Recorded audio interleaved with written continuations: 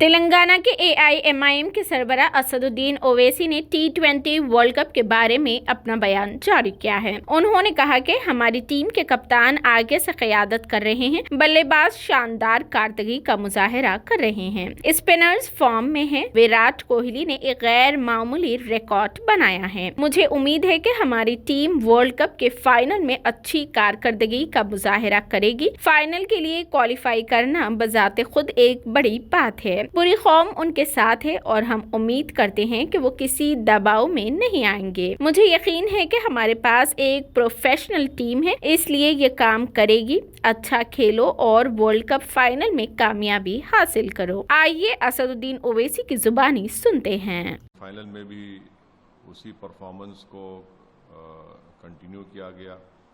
ہمارے کیپٹن جو ہیں اس ٹیم کے، جیسا کہتے ہیں کہ وہ is leading from the front.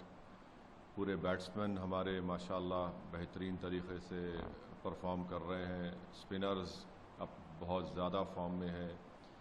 Fast bowling میں آپ دیکھیے ہمارے تینوں فاسٹ بالر بہترین پرفارمنس کر رہے ہیں، اور خاص طور سے شروع کے 10 اوور میں، اور میں یہ ضروری سمجھتا ہوں یہ بات کہنا کہ وراٹ کوہلی نے ایک غیر معمولی ریکارڈ قائم کیا ہے ایک بیٹسمین کے لیے کہ ون ڈے انٹرنیشنل میں انہوں نے 50 سینچری لگائی ہے۔